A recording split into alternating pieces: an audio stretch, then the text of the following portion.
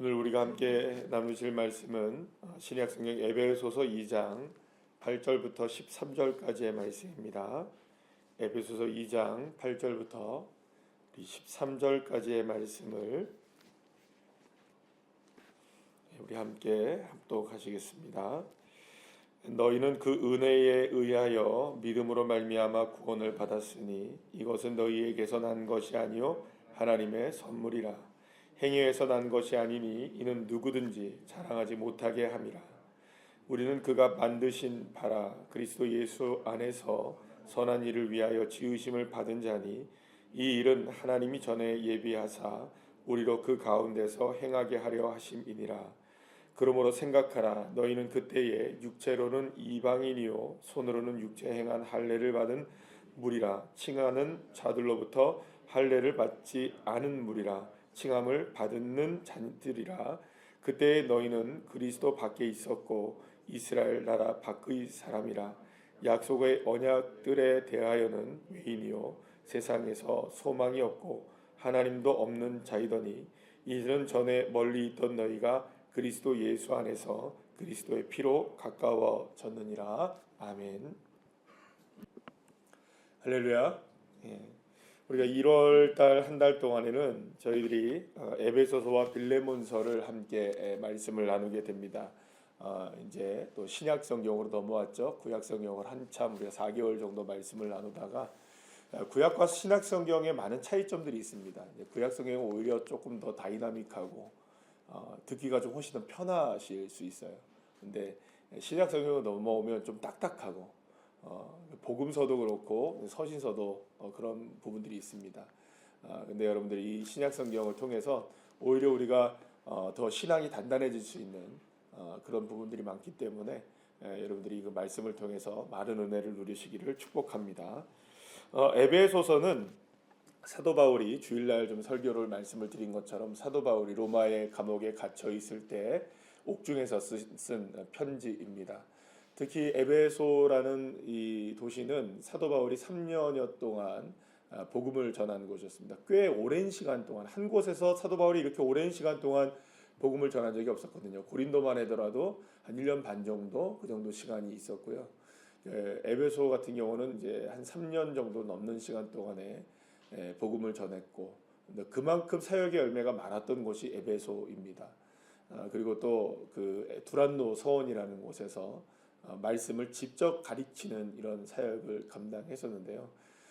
그 에베소라는 도시를 제가 이제 그 성지순례를 통해서 가 보니까 어마어마한 도시입니다. 지금도 그 유적지만 하더라도 엄청나거든요.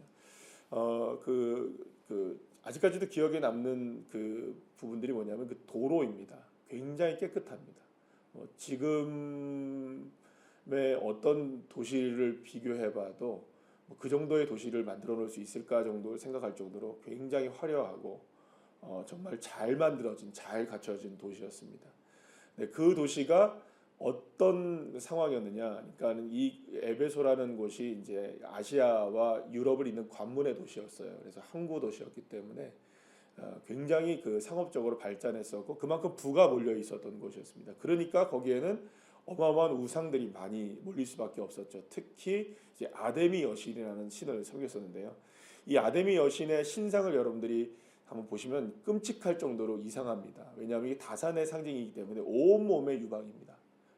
왜냐하면 그 여인의 젖을 빨면 이게 이제 뭐라고 할까요? 이제 다산이 된다는 거죠.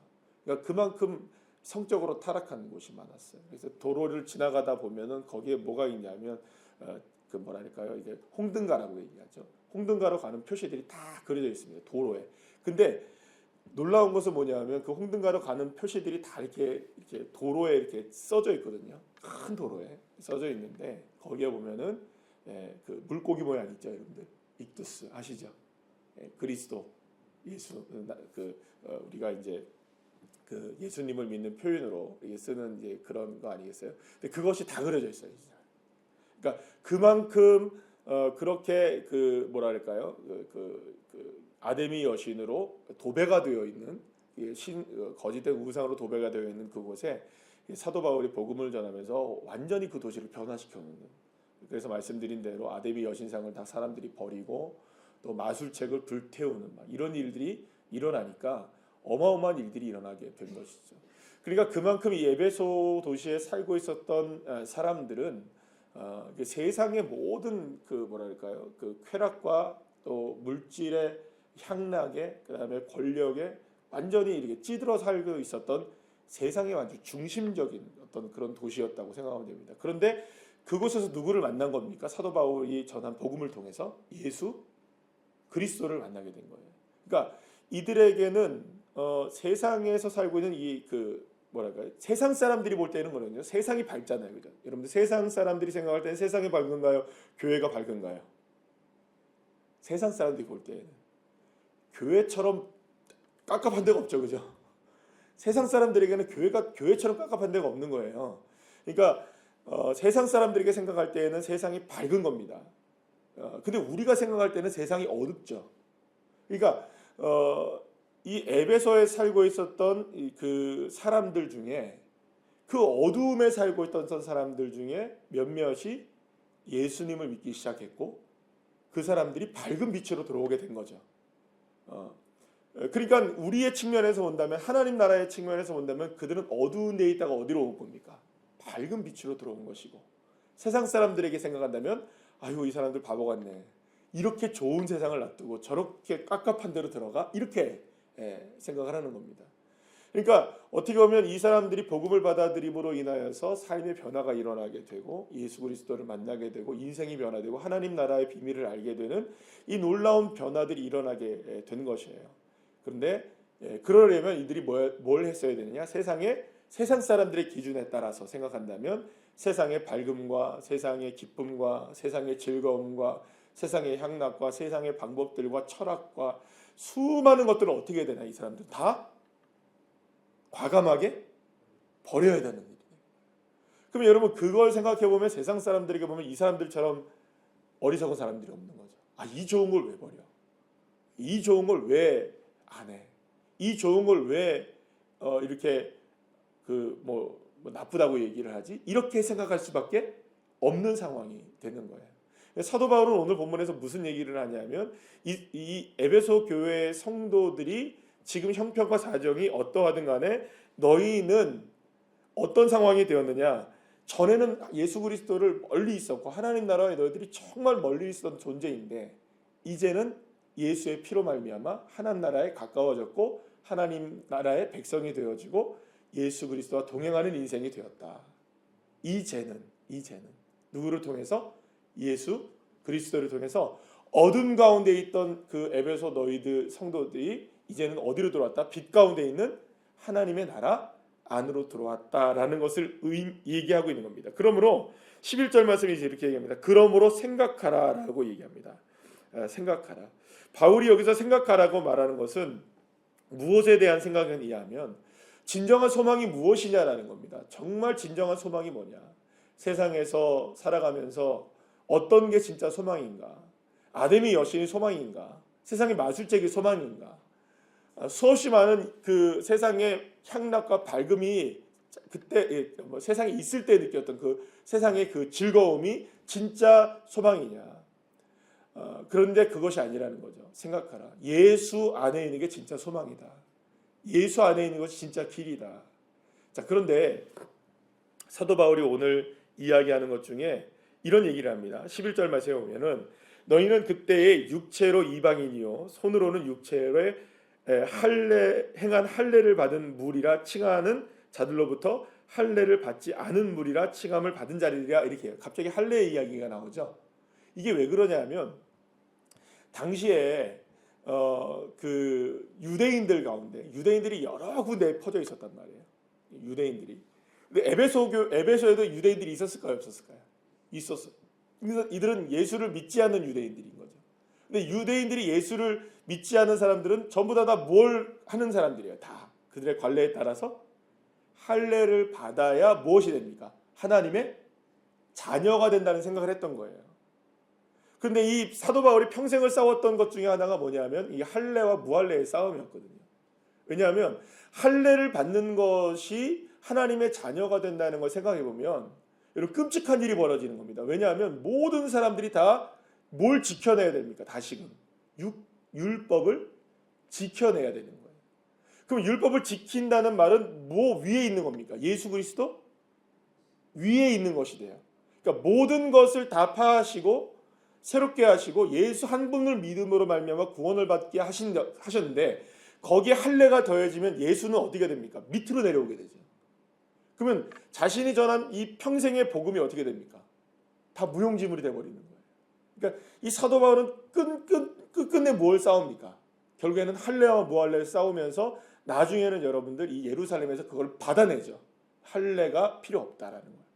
그러니까 이걸 가지고 사도 바울이 평생을 싸웠던 거예요. 그런데 이런 일이 벌어지는 거예요. 에베소 교회에서. 그 당시에 유대인들이 있었겠어요, 없었겠어요? 있었어요. 근데 에베소 사람들이 이방인이란 말이에요. 근데 이 사람들이 자기 스스로가 이제 예수를 믿고 뭐가 됐다고 얘기를 하는 거예요. 막 이제 나도 하나님의 자녀가 됐다고 얘기를 하는 거예요. 근데 유대인들이 보기에는 어때요, 여러분들? 우스꽝스러운 일이죠.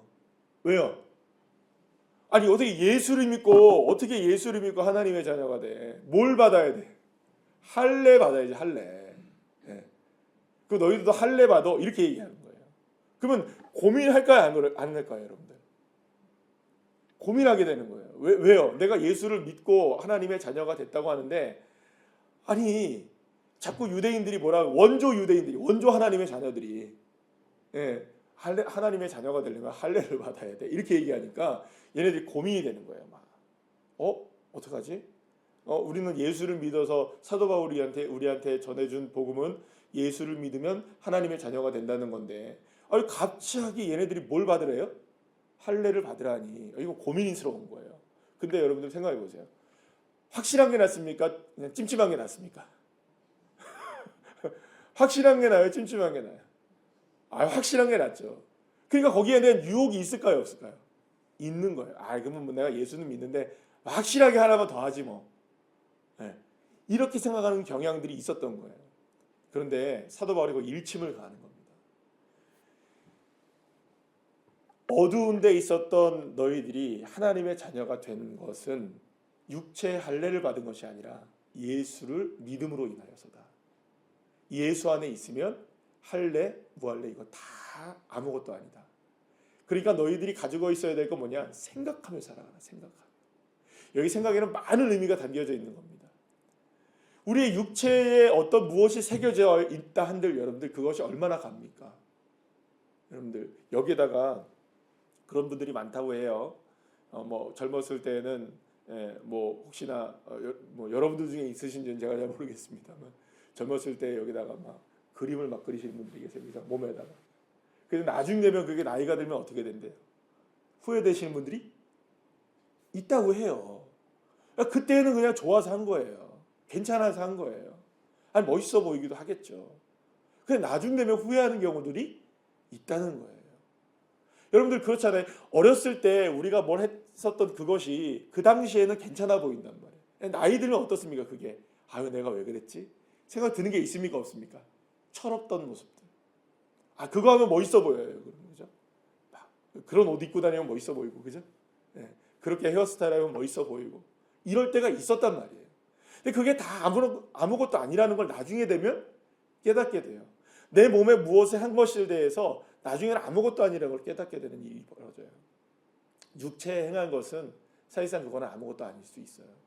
진짜 행해야 되는 건 뭘까요, 여러분들? 우리의 마음에 행해야 하는 것이죠. 그래서 생각하라는 말에는 많은 의미가 담겨져 있는 겁니다. 오늘 이 시간 우리도 생각을 해봐야 될 것이 있어요. 뭐냐면 나에게 하나님의 은혜는 어디서부터 오는가? 나는 무엇으로 살아가야 되는가? 나를 나되게 하는 것은 무엇인가? 내가 온전하게 정말로 하나님의 나라의 백성으로 살아갈 수 있게 하는 한 가지는 무엇인가? 그거는 여러분 오직 예수 안에 있을 때에만 가능한 겁니다. 내가 어두운 가운데 있을 때 빛으로 나에게 역사하신 분도 예수 안에 있을 때 가능했던 것이고요. 내가 죄 안에 있을 때 나를 구원하셔서 죄를 용서해 주셔서 하나님의 자녀가 될 수 있는 길을 열어주신 것도 예수 안에 있을 때였습니다. 우리가 오직 예수 안에 있을 때라는 것을 생각한다면 세상의 그 많은 것들, 우리를 유혹하는 것들, 우리가 중요하게 생각하는 것들, 우리가 귀중하게 생각하는 것들, 여러 가지 것들도 사실상 예수 안에서는 다 아무것도 아닐 수 있는 거예요. 만약에 저와 여러분이 이 세상에 살아가는데 지금 현실적으로 살아가는데 예수가 좋습니까? 아니면 세상이 좋습니까? 얘기한다면 현실적으로 본다면 솔직히 무엇이 더 좋을 수 있습니까? 여러분, 돈이 좋겠습니까? 예수가 좋겠습니까? 우리를 고민하게 만드는 부분이에요. 현실적으로 보자면. 그러나 그런 상황 속에서 우리가 생각해야 되거든요. 생각. 나를 정말로 구원하게 하신 분은 누구인가? 돈이 나를 구원하는가? 아니지. 예수가 나를 구원하지. 이 세상에서 내가 하나님의 나라를 갈게 하시는 그 길은 누가 열어주는가?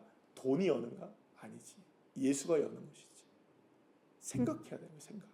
그래서 사도 바울은 에베소 교회에 편지를 보내면서 생각하라고 얘기합니다. 생각하라.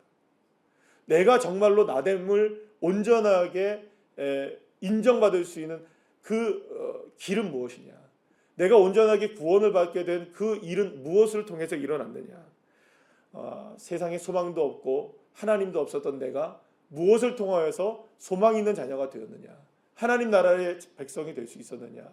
바로 예수 안에 있을 때였다. 그러므로 사랑하는 여러분, 이번 한 주간 이제 본격적으로 1월을 시작합니다. 지난주도 우리가 시작했지만 한 주간을 시작하면서 다시 한번 결단하는 겁니다. 그래, 나는 예수 안에 있음을 날마다 생각하자. 할렐루야.